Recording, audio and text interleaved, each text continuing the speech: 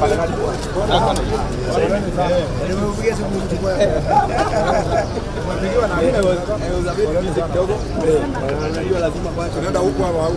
can start from here. The damage ile kubwa. Tengene, wacha salamia mchomba bana. Yes.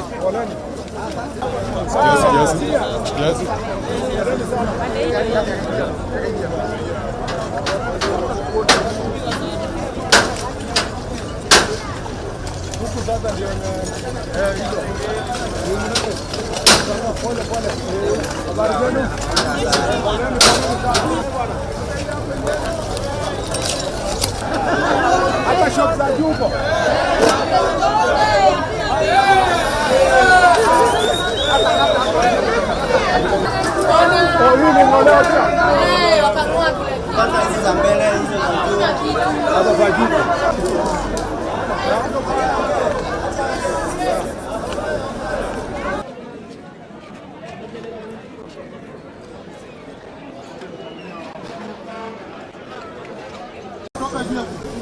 Tunakuja kuona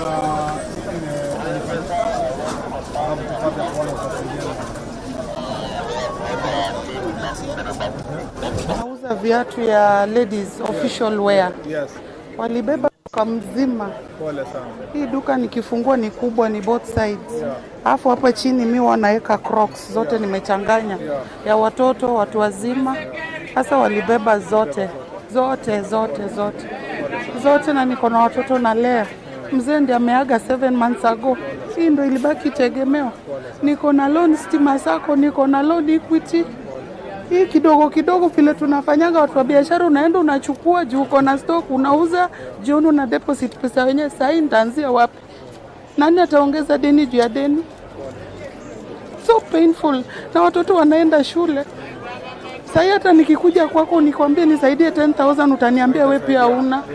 Nirudi kwa huyu nimwambie nisaidie 5,000 kesha na niambia huyu leta ile yenye nilikupatia 2,000. Unaanzia wapi juu huna stock? Hakuna stock. Lakini yote wakati tutakuja kuandika reports, waandike. Nitaandika. Tuone tutasaidiana na wakati. Nitaandika. Sawa. Asante.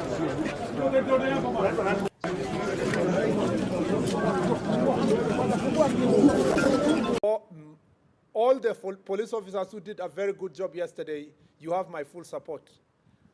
100%. Even if you need a lawyer or you need anything, you have my back, and you have the back of this ministry. And I have your back, actually. And I have your back, and the ministry has your back. And the government has your back. If you are a police officer and you are being threatened with some character saying that you committed any excesses, there is no police officer who committed any excess yesterday. Police officers foiled a coup, and they deserve our defense. They don't carry guns as toys. When you threaten a police officer, you want to kill them. When you target an armory in a police station, when you steal guns, when you ban guns, when you ban a police station, you want us to celebrate you and bring you a birthday cake. We must be serious as a country. And as long as I have this responsibility, a policy responsibility of speaking on behalf of our police officers, we must defend them, because it is now clear the coup plotters are not sleeping. And while they were going around campaigning against policemen for the last 3 weeks, their campaign was not a genuine campaign for the reform of police officers. They wanted to sufficiently scare us and scare the police officers so that they can have a free passage to commit the crimes that we saw yesterday. If it was not for the police officers, we would not be having this country today. We would not be sitting here to make statements. And therefore, our police officers have my full support, and I will defend them against all the orchestrated attacks that want to paint police officers as if they are lesser human beings and not daughters and sons of this republic.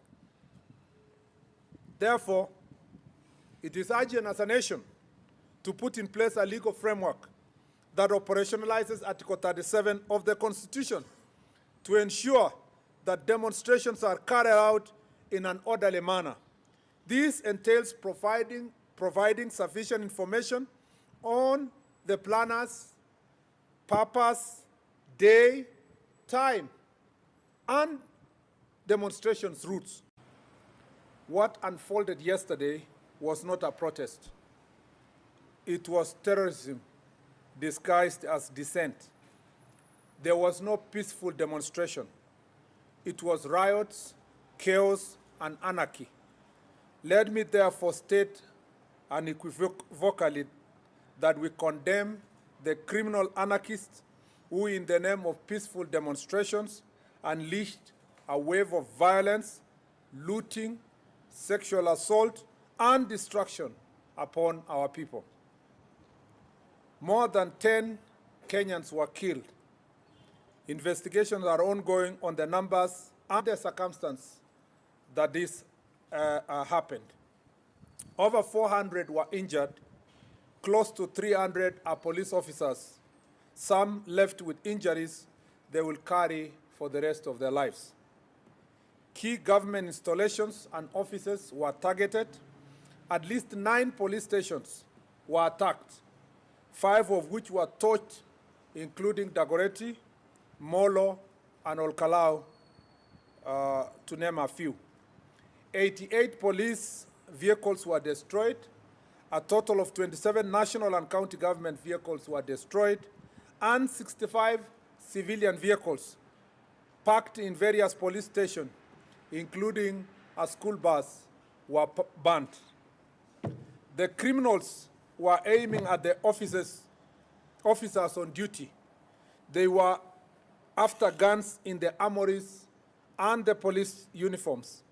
5 firearms were stolen in Dagoretti Police Post, Kiambu County, while 4 were burnt at Kashui Police Post by the very criminals who hid behind the pretense of a peaceful protest. Say before I read my last paragraph that I know that no church member, and I repeat, there will be no bishop, neither Catholic nor Anglican or any other church leader who will come public to defend the police. I know that for sure.